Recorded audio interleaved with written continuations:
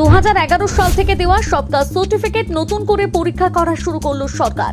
ইতিমধ্যে বাদ দেওয়া হয়েছে বহু সার্টিফিকেট। সন্দেহের লিস্টে রয়েছে হাজার হাজার। তৃণমূল আমলের সার্টিফিকেট নিয়ে ভুরি ভুরি দুর্নীতির অভিযোগ। কেন দেওয়া হয়েছিল ভুয়ো সার্টিফিকেট?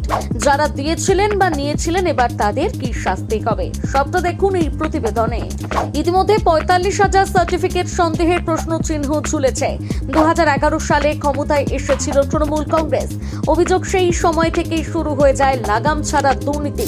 নবান্নের সূত্রে খবর, নতুন করে শংসাপত্র যাচাই শুরু হতেই একের পর এক চাঞ্চল্যকর তথ্য উঠে আসছে।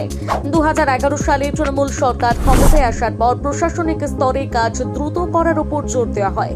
পরবর্তীকালে দুয়ারে সরকারের মতন শিবিরের মাধ্যমে মানুষের দোরগোড়ায় পরিষেবা পৌঁছে দেওয়ার কাজ শুরু হয়। এর উদ্দেশ্য ভালো হলেও বাস্তবায়নের ক্ষেত্রে বড় ফাঁক থেকে গিয়েছিল।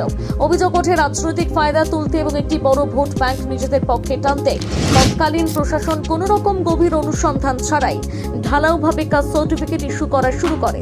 স্থানীয় স্তরের কিছু দালাল এবং দুর্নীতিগ্রস্ত সরকারি কর্মচারীদের একটি চক্র তৈরি হয়। নিয়ম অনুযায়ী একজন ব্যক্তি সত্যি অনুগ্রসর শ্রেণীর কিনা তা জানার জন্য পারিবারিক ইতিহাস ও রক্তের সম্পর্কের প্রমাণ যাচাই করা বাধ্যতামূলক। কিন্তু অভিযোগ, সামান্য কিছু টাকার বিনিময়ে বা রাজনৈতিক সুপারিশে কোনো নথিপত্র ছাড়াই হাজার হাজার মানুষকে সার্টিফিকেট দিয়ে দেওয়া হয়। তোষণের রাজনীতি আর দ্রুত জনপ্রিয়তার আশাতে প্রশাসন এমন কাণ্ড ঘটিয়েছিল বলে অভিযোগ। তবে বর্তমানে সবটা দুধ কা দুধ, পানি কা পানি হয়ে যাচ্ছে। এখনো পর্যন্ত মোট 1,22,117টি জাতিগত শংসাপত্র পুনর্যাচাই চলেছে, যার মধ্যে প্রায় 45,000 সার্টিফিকেট এখন গভীর সন্দেহের তালিকায় রয়েছে। আর এখনো পর্যন্ত বাদ গেছে প্রায় 135টা সার্টিফিকেট। এর মধ্যে রয়েছে 83টি এসসি, 41টি এসটি এবং 11টি ওবিসি শংসাপত্র। কোন কোন জেলা থেকে বাদ পড়ল শুনে রাখুন। উত্তর 24 পরগনা, হুগলি, পূর্ব বর্ধমান জেলায় সব থেকে বেশি কাস্ট সার্টিফিকেট বাতিল হয়েছে। তবে এইসব ভুয়ো সার্টিফিকেটধারীদের কি শাস্তি হবে, উঠছে প্রশ্ন।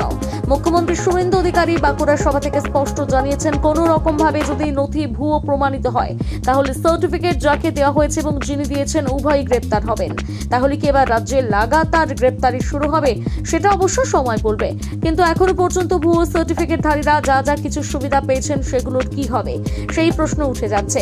যেখানে আজকালকার দিনে সাধারণ বা জেনারেল ক্যাটাগরির ছাত্রছাত্রীদের 90% নম্বর পেয়েও সুযোগ পেতে কালঘাম ছুটে যায়, সেখানে সংরক্ষিত আসনে কিছুটা কম নম্বরের সুযোগ পাওয়া যায়। তাছাড়া আরো অনেক সুযোগ সুবিধা পাওয়া যায়। এই সুযোগটাই অপব্যবহার করতে চেয়েছিলেন হাজার হাজার মানুষ। বিভিন্ন আদিবাসী অনগ্রসর সংগঠনের বিরুদ্ধে লাগাতার আন্দোলন করে গেছেন। বর্তমানে সরকার বুঝতে পেরেছেন লাখ লাখ ভিউ সার্টিফিকেটে জেরে সত্যিকারের আদিবাসী বা অনগ্রসর মানুষেরা বঞ্চিত হচ্ছেন। সেজন্য নড়ে চড়ে বসেছে সরকার। দ্রুত জাল সার্টিফিকেট ঝাড়াই বাছাইয়ের কাজ চলছে।